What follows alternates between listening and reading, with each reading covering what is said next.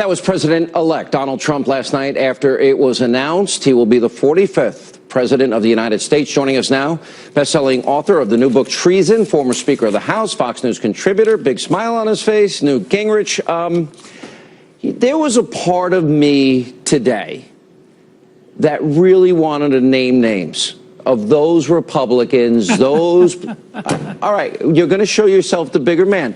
But I resisted the temptation to name names. All those people that sabotaged him, were not helpful, did everything to hurt him, and frankly, if they were successful, would be beating people like you and me over the head with a baseball bat and saying, oh, see, they were all wrong the whole time.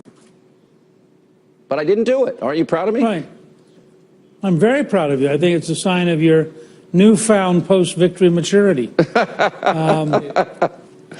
All right. What do you... I mean, go ahead. Let me just say this because we've known each other so long. You and I, along with millions of other Americans, are just beginning one of the great adventures of our lifetime. The 8 years of Donald Trump are going to be among the most extraordinary, creative, inventive, exciting periods in all of American political history, and will, I think, both move America back to being great again, dramatically drain the swamp in Washington, and move our systems into the 21st century to provide much, much better experiences for every American. Now, my only point is, compared to all that, the little whiny, sniveling, negative cowards who were never Trumpers are beneath our paying attention to them. Let them drift off into the ash bin of history while we go ahead and work with Donald Trump and with the House and Senate Republicans to create a dramatically new future. Do you believe the old order Republican Party, I believe it's dead, and there's a new Republican Party, and hopefully one that's revitalized with bold colored differences, as President Reagan talked about? Do you worry about those old guard Republican establishment people eventually, as quickly as they can, turning on Trump and stopping progress that he's laid out and I think got a mandate for last night? Look, their technique won't be to turn on him. I remember this both with Reagan in 81, 82, and then with us once we got a majority in 94. Their technique will be to say, oh, be reasonable. Don't push too hard. Don't force the issue. Find a compromise with Democrats. Maybe he shouldn't name one of the justices who are conservative who's on his list. Maybe he should find a nice, moderate, acceptable to the Democrats. Down that road is a disaster. And so we have to be aware that the danger is not that they're going to actively fight. The danger is that they're going to offer honeyed words of subversion that undermines the entire movement to make America great again, undermines the entire Trump movement, which is beginning to change America.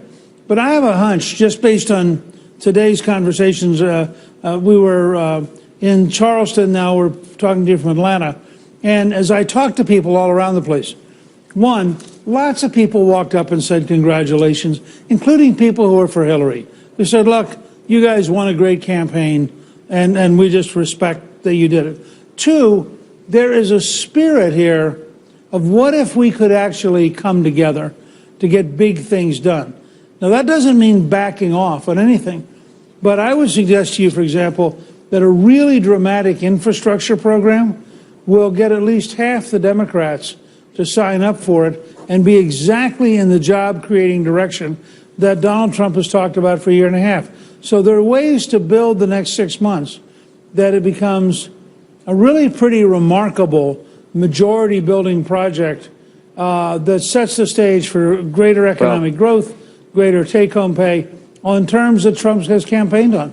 I want to get to that, and let's go through the order of what you think the agenda ought to be and how he gets there. We'll have more with Speaker Gingrich right after this break. Also tonight, Monica. All right, they have anti-Trump protesters continuing to gather in the streets of several cities tonight across the country. Still with us, former Speaker of the House and Fox News contributor Newt Gingrich is with us. Should the old order, the people... If you remember back in the primaries, the 65% of Republican voters that said they felt betrayed by their own party, Does that old order, many of whom were reelected last night, do they deserve to hit the reset button and work with Trump? Or do you think that maybe there needs to be a restructuring? No, I think, first of all, the proof will be in the pudding. And so far, we have great comments from Mitch McConnell, who is the most important single person in the opening 30 or 45 days, because every single cabinet officer has to be approved by the Senate. And if you don't have the active, energetic support of the Senate leader, you ain't getting nothing done, and you're not going to have a cabinet. So I think Trump has got to be close to McConnell. McConnell, of course, has an enormous interest in ending the war against coal. And there are things that Trump can do on the very first day by repealing a variety of executive orders that will make McConnell very happy.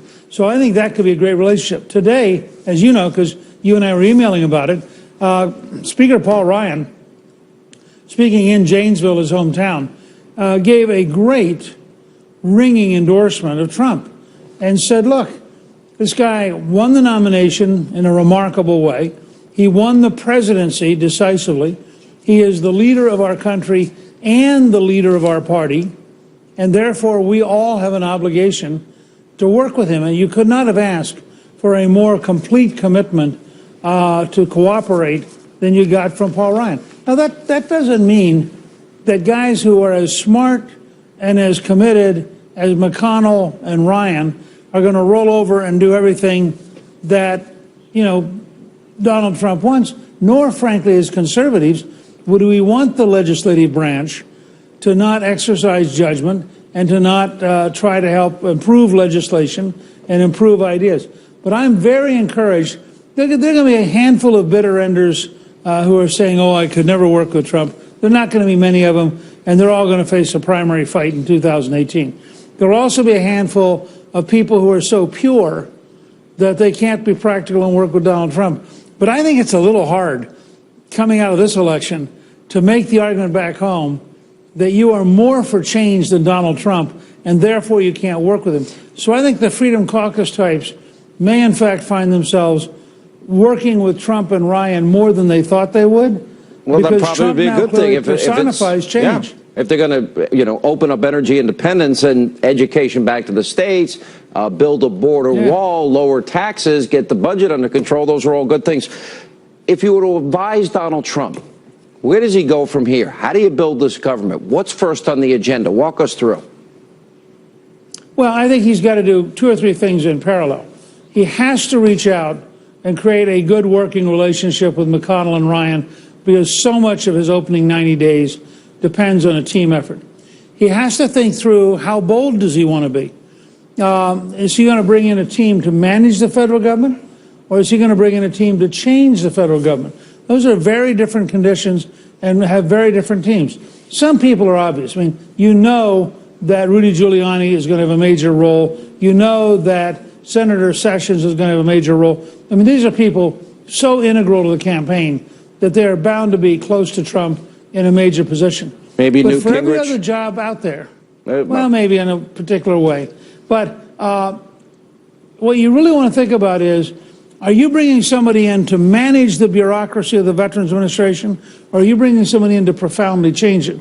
Now, those are two very different recruiting jobs. And I think things like that. The other thing I would say is that Trump needs to pick a limited initial set of really big changes that he wants to come in with that defines the first 6 to 8 or 9 months of his presidency in domestic policy.